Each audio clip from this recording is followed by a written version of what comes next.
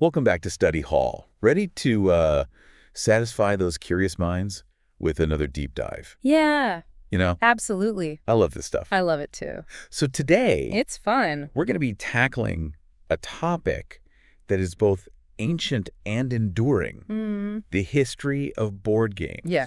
We've got this fantastic source document Yeah. that traces their evolution from pretty much Pretty much, yeah. the dawn of civilization to the games that Today. we know and love today. Yeah. That's interesting. What's fascinating to me Yeah. is that these games kind of offer us a glimpse into the past. Oh, yeah.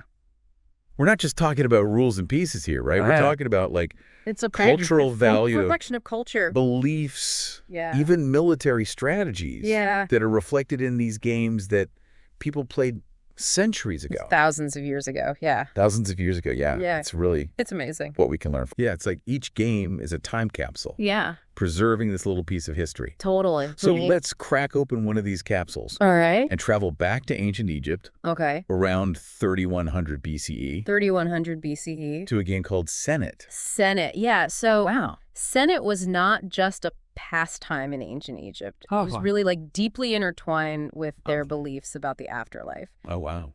Archaeologists have found Senet boards and pieces in tombs, Wow. which leads some to believe that the game was actually meant to Wow. help guide souls through the underworld.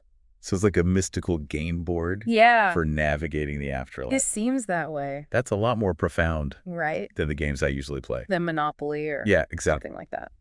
Do we know anything about how Senet was actually played? Unfortunately, the exact rules are lost to time. No, bummer. Yeah. Okay. We have some ideas based on, Yeah. the board layout and Yeah. archaeological findings. Okay. But a lot of it remains a mystery. okay. But even without knowing the exact rules, the fact that they buried it with their dead Yeah. really says a lot about its significance in their culture. Right, because it's like, it's more than just a game at that point, right? Exactly. Yeah. It's like a a ritual. a ritual, Almost. a spiritual. Yeah. It's really interesting. Yeah, it adds a whole other... It does. Oh. While Senet was being played in ancient Egypt, over in Mesopotamia, Mesopotamia. another game was taking hold. Yep. The royal game of The royal game of What do we know about this royal game? So what's unique about the royal game of is that, unlike a lot of ancient games, Okay. we actually have a pretty good understanding of its rules. Wow. A Babylonian clay tablet, Okay. essentially a rule book from over 4,000 years ago, Wow. gives us clues. Rule book from ancient Babylon. Yeah. Talk about a blast from the I past. know. What kind of game was it? So imagine a game that combines racing, Okay. strategy, and of course, a healthy dose of luck. Okay. Players raced their pieces across the board Okay. using these kind of distinctive pyramid-shaped dice that you might have seen in like history books or something. It's Like that. It's incredible to think that a game like that, Yeah. played thousands of years ago, Yeah. still kind of resonates with us today. It's amazing. I bet there are some Oh, yeah. modern board games Of course. Yeah. that have borrowed elements from that, Absolutely. right? And while the royal game of was being played in Mesopotamia, far to the east, Okay. in ancient China, Okay. another game was emerging Yeah. that would leave a lasting legacy. Okay. Go. Go. That's the one with like the black and white stones Yep. on a grid. Yep. I've heard it's incredibly complex. It's considered one of the most challenging strategy games ever created. Wow. Its rules are deceptively simple, but the strategic possibilities are virtually endless. Wow. Players place stones on the board, aiming to surround their opponent's stones Okay. and control territory. So it's a game of pure strategy. Yeah. No luck involved. Pretty much not really. Okay. Wow. Very little. So I can see why it stood the test of time. Yeah. Uh-huh. It's amazing to think that these three games, Senet, Yeah. the Royal Game of and Go, Yep. all emerged around the same time in different parts of the world. It's pretty amazing. What does that tell us about our fascination with games? Well, I think it speaks to a universal human desire Okay. for play, Okay. for challenge, for social interaction. Yeah. You know, each of these games, Yeah. while unique in its rules and cultural context, Yeah. offers a glimpse into that, Totally. into that shared human experience. Like a common thread. Yeah. And as we journey through the history of board games, We'll see that this desire for play has manifested in countless forms, each reflecting the values and the beliefs of the societies that created them. That's awesome. Yeah. You've definitely piqued my curiosity. All right, good. I'm ready to move on to the next chapter. Let's do it. In our board game saga, what awaits us in ancient Greece and Rome? Well, in ancient Greece, we encounter a game favored by philosophers and strategists alike. Petteia. Petteia. Imagine a game discussed in the works of Plato and Aristotle. Wow, Petteia must have been more than just a simple pastime. It was a big deal. What do we know about it? Unfortunately, like Senet, the exact rules of Petteia are lost to time. Oh, man. Yeah. But based on historical accounts and some archaeological findings, we believe it was a game of strategic skill, potentially a precursor to modern games like chess. So while the ancient Egyptians were playing Senet to navigate the afterlife, the Greeks were using Petteia to sharpen their minds. Seems so, yeah. I'm sensing a pattern here, right? A little bit. And as we move on to ancient Rome, we'll see how this connection between games and strategy becomes even more pronounced with a game called Ludus Latrunculo-rum. Ludus Latrunculo-rum? Ludus Latrunculo-rum. That's a mouthful. That's a mouthful. I know. What kind of game was it? So imagine a game of military tactics played on a board. Ludus Latrunculo-rum focused on flanking maneuvers. Strategic positioning, essentially mirroring the tactics employed by the Roman legions. So it's like a Roman war game? But in miniature form. Exactly. But are they using this for like military training or just for fun? Likely both. Archaeological evidence suggests that Roman soldiers actually carried Ludus Latrunculo-rum with them throughout the empire. That's amazing. It's pretty fascinating to picture those legionnaires, you know, after a long day of marching and conquering, settling down for a game that allowed them to relive their battles on a smaller scale. It makes you wonder how much those games Right. might have actually influenced their strategic thinking on the battlefield? It's a good question. Did playing Ludus Latrunculo-rum make them better soldiers? Who knows? That's a question for another deep dive, I suppose. Another deep dive, yeah. But before we get sidetracked by ancient Roman war games, Okay. you mentioned another game that emerged from ancient India. Yes. Chaturanga. Chaturanga. The game that would eventually evolve into the game we know and love today as chess. Hold on. Yeah. Are you telling me that chess, the game that's considered the epitome of strategy and intellect, has roots in ancient India? It does. That's blowing my mind a little. I know. Tell me everything. Chaturanga originated in India around the 6th century CE. Its pieces represented different units in the ancient Indian army. And the game was likely used for both entertainment and military training. So every time we sit down, it's pretty cool, for a game of chess, we're essentially tapping into a legacy that stretches back over 1,500 years. It's incredible. That's incredible. Yeah. But how did this ancient Indian war game transform into the chess we know today? Well, that's a journey. It takes us across continents and centuries, from India to Persia and eventually into Europe. This is getting good. Yeah. I can't wait to hear about those transformations and how chess became the global phenomenon it is today. We'll get there. But for now, let's pause our journey here and pick up the thread in our next session. Sounds good. All right, we're back in study hall, ready to continue our journey through the fascinating history of board games. Yeah. Last we left off, we were tracing the evolution of chess from its ancient Indian roots as chaturanga. Precisely as chaturanga journeyed westward. It was embraced by the Persians, who transformed it into shatranj. Yeah, they gave the pieces new names, and most significantly introduced the concept of shamat, meaning the king is helpless. So that's where the term checkmate comes from. Exactly. It all makes sense now. Yeah.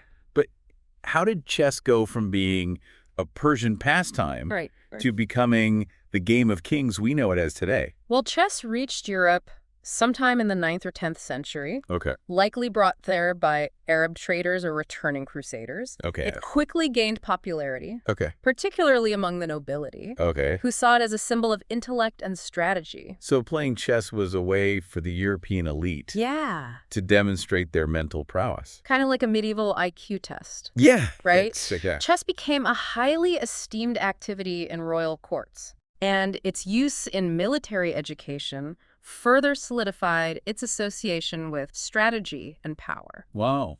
Imagine knights Yeah. studying chess moves Right? to anticipate their opponent's tactics on the battlefield. That's a pretty high-stakes game. Yeah, high stakes indeed. But while chess was flourishing in the royal courts, what about the common folk? Right.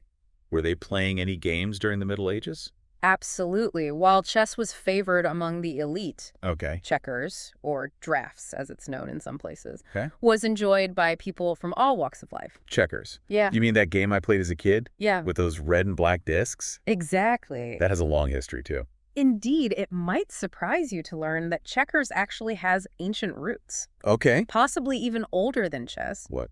A game called Alkirky, Alkirky. which is considered a precursor to checkers, Okay. was played in ancient Egypt. Hold on. Are you telling me that the same game I played with my grandparents was enjoyed by the pharaohs? Well, Alkirky was played on a different board. Okay. But the core concept of jumping and capturing pieces was there. Okay, so it's like the same concept, but a different... A different variation. Variation of it. This ancestor of checkers eventually made its way to Europe, Okay. where it was adapted to the familiar 8x8 chessboard sometime in the 12th century. So checkers has a pretty impressive lineage itself. It does. But I'm curious, did any new games emerge during this period? Or were people mostly sticking to chess and checkers? Well, the Middle Ages weren't all about war and strategy. Okay. As we move into the Renaissance, we see a shift towards more recreational games. Okay. Games designed purely for amusement and social interaction. Okay. One such game that took Europe by storm was the Game of the Goose. The Game of the Goose. I feel like I've heard of that, but I can't quite picture it. It's a roll and move game. Okay. All about luck and chance. Okay. Players roll dice and move their pieces around a spiral track, encountering various spaces that can either advance or hinder their progress. Okay. Think of it as the ancestor of games like Snakes and Ladders. Okay. Or Chutes and Ladders. Ah, now it's all coming back to me. Yeah. Those classic roll and move games that we all played as kids. Right. So the Game of the Goose was basically a 16th century version of those games. Precisely. It was a simple, engaging game that appealed to people of all ages. Okay. And its popularity paved the way for a whole new genre of board games. Okay. Focused on fun and lighthearted competition. It's amazing how these seemingly simple games Yeah, I know, right? have such a lasting impact. It is, yeah. But I'm eager to move into more modern times. Okay. How did the Industrial Revolution shake things up in the world of board games? Well, one of the biggest impacts was mass production. With advancements in printing and manufacturing, Okay. board games became cheaper and more widely available, bringing them into homes across the world. This era also saw the birth of a game that would become a household name. Okay. And a source of endless family debates. Oh, I know where this is going. Monopoly. Monopoly. Wow. Yes, the game that turns friends into rivals. Right. And siblings into ruthless real estate moguls. Exactly. But what many people don't know is that Monopoly has a surprisingly complex, It does. and even controversial origin story, doesn't it? You're absolutely right. The game we know as Monopoly actually started out as the landlord's game, Okay. created by Elizabeth Maggie in the early 1900s. Okay. Maggie was a social activist who designed the game to illustrate the dangers of land monopolies and unchecked capitalism. Wait, so the game that's now synonymous with capitalist ambition I know. was originally meant to be a critique of capitalism. Yeah, pretty ironic. That's fascinating. How did that transformation happen?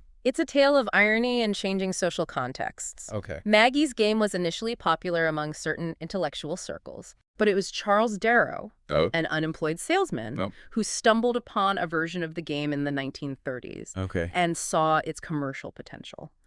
He tweaked the rules, added some visual flair, and renamed it Monopoly, selling it to Parker Brothers in 1935. So the game designed to expose the pitfalls of capitalism became a global symbol of it.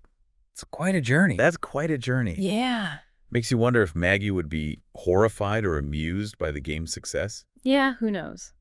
But while Monopoly was teaching people about the intricacies of buying property and bankrupting their friends, another game was emerging that celebrated the power of words. Yeah. Scrabble. Scrabble? Scrabble, the game that separates the vocabulary whizzes from those of us who occasionally need a little help from the dictionary. Right, yeah. I've always admired people who can rack up those triple word scores with ease. Oh, yeah, me too. Scrabble has its own fascinating origin story. It does. It was created in 1938.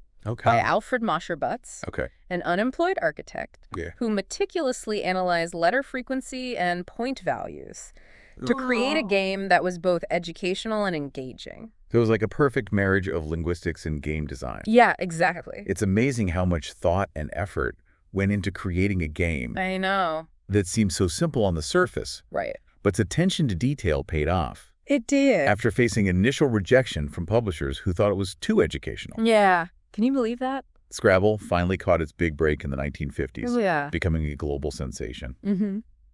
And speaking of global domination, let's talk about a game that brought world conquest right to your living room. Risk. Risk, the game where you can finally achieve world domination. At least in your imagination. At least in my imagination. Right. I remember spending hours plotting my strategic moves, trying to outmaneuver my opponents and conquer those elusive continents. It's a classic. Risk was a groundbreaking game when it was released in the 1950s. It was. It was one of the first mainstream war strategy games. Captivating players with its themes of territorial control and global conflict. So it was like playing out those epic historical battles on a miniature scale. Exact. I can see why it captured the imaginations of so many people. Oh, yeah, for sure. Risk's influence can be seen in countless other war and strategy games that followed. Absolutely. But it also paved the way for a new type of game that would revolutionize board game design. Yes. Settlers of Catan. Settlers of Catan. Ah, Settlers of Catan, the game that launched 1,000 sheep trades. Yes. And sparked countless debates over resource allocation. Oh, yeah, for sure. I've heard it's a modern classic, but I haven't had a chance to play it myself. Settlers of Catan, or simply Catan, as it's often called, was a game changer when it was released in Germany in 1995. It introduced a new style of gameplay that focused on strategy, negotiation, and resource management, all without direct conflict. So it's more about collaboration and strategic trading? Than about conquering your opponents. Yeah, exactly. That's a refreshing change from the usual war games. Right. Yeah. In Catan, players compete to build settlements, roads, and cities on a hexagonal board. On a hexagonal board, that's right. The resources you need to build are determined by dice rolls. Yes. But the real strategy lies in negotiating trades with your fellow players. Exactly. You need to be savvy, adaptable, and willing to make deals to get what you need. It sounds like a game that requires you to think on your feet and adapt to changing circumstances. It does. No two games are ever the same, are they? That's one of the reasons why Catan has become so popular. It's a game with simple rules, but deep strategic possibilities. And it fosters a dynamic social experience where players are constantly interacting and negotiating. Catan's success paved the way for what are now known as Euro games. Right? You got it. Euro games, which originated in Europe, as you might have guessed, often emphasize strategy, thoughtful decision-making, and player interaction over luck or direct conflict. Catan was one of the first Euro games to gain widespread popularity outside of Europe. And it helped to usher in a new era of board gaming that continues to this day. It sounds like Catan was a real turning point in board game history. It really was. But before we delve into the modern board game renaissance and all its wonders, let's take a quick pause. Sounds good. When we return, we'll explore the factors that led to this resurgence. And take a look at some of the exciting games that are being created today. All right, looking forward to it. Welcome back to Study Hall, where our exploration of board game history continues. Yeah. We've journeyed from ancient Egypt to the rise of Euro games. It's been quite a ride. Uncovering fascinating stories and insights along the way. We have. And now we find ourselves on the cusp of the modern board game renaissance. We are. What sparked this renewed interest in tabletop gaming? Well, it's a confluence of factors. You know, the rise of Euro games with their emphasis on strategy and player interaction played a significant role. These games offered a refreshing alternative to the luck-heavy or overly simplistic games that had dominated the market for a while. So people were craving games that challenged their minds. Yeah. And encouraged social interaction. Absolutely. Makes sense. We're social creatures, after all. We are. And we love a good mental workout. We do. Another key factor was the growth of the internet and online communities. Suddenly, people could connect with fellow gamers from all over the world, share their passion, and discover new games they might never have encountered otherwise. Right. It's like the internet created this global network of board game enthusiasts. Exactly. Sharing their knowledge and experiences. Did online platforms like Kickstarter also play a role in this renaissance? Absolutely. Yeah. Crowdfunding platforms like Kickstarter revolutionized the way games were created and funded. Independent game designers could now bypass traditional publishers and appeal directly to their audience, leading to an explosion of creativity and innovation. So it was like a democratization of game development. Yeah. Anyone with a great idea and a passionate community could bring their vision to life. Exactly. That's incredibly empowering. It's been a game changer for the industry. Fostering a vibrant ecosystem of independent creators and a diverse range of games catering to niche interests. Yeah, what about the games themselves? What are some of the hallmarks of this modern board game renaissance? Well, we're seeing a lot of experimentation with new mechanics and themes. There are games that explore historical events, scientific concepts, literary worlds, you name it. Right? There's like a game for everything. Yeah, pretty much. There are cooperative games where players work together towards a common goal. Legacy games that evolve over multiple play sessions. Wow. And hybrid games that blend digital elements with the traditional tabletop experience. It sounds like the possibilities are endless. They really are. Are there any particular games that stand out Yeah. as exemplars of this new era of board gaming? Oh, there are so many. One that comes to mind is Ticket to Ride, a relatively simple but engaging game where players collect sets of colored train cars to claim railway routes across a map. It's a great gateway game for people who are new to modern board games. I've heard great things about Ticket to Ride. It's a lot of fun. It seems like a game that appeals to both casual and seasoned gamers. It does. What about games that offer a more cooperative experience? Pandemic is a fantastic cooperative game where players take on the roles of disease-fighting specialists, working together to prevent global outbreaks. It's a tense and challenging game that requires communication, collaboration, and strategic thinking. Pandemic sounds like a perfect game for our current times, doesn't it? Yeah, it really does. It's a reminder that we can overcome challenges when we work together. We can.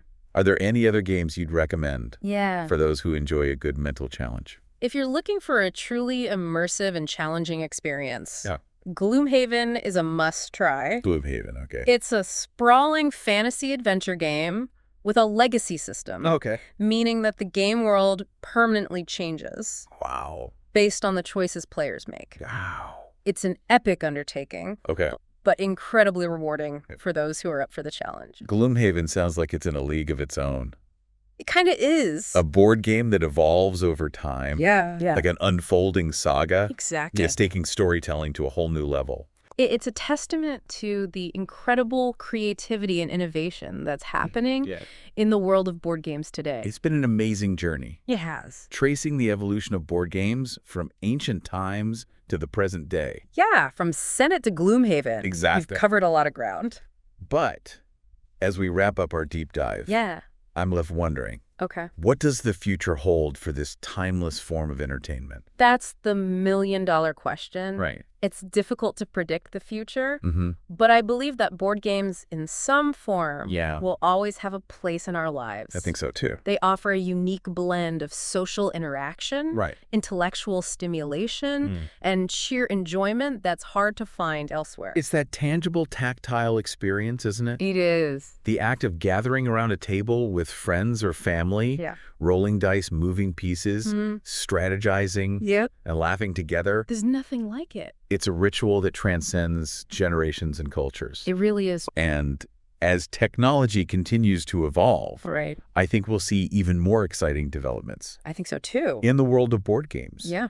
We might see games that incorporate augmented reality, virtual reality or artificial intelligence. Who knows? Further blurring the lines between the digital and physical realms. That's an exciting thought. That is an exciting thought. Board games that adapt and evolve with the times, offering new ways to connect, create, and challenge ourselves. But no matter how technology shapes the future of board games, I believe that the core elements that make them so appealing, the social interaction, the strategic thinking, the shared experience, will always endure. I couldn't agree more. Well said. At their heart, board games are about connection, creativity, and the simple joy of play. Right. And those are values that will always be relevant no matter what the future holds. It's been a fascinating exploration of board game history. It has. And I hope our listeners have enjoyed this deep dive as much as we have. I second that.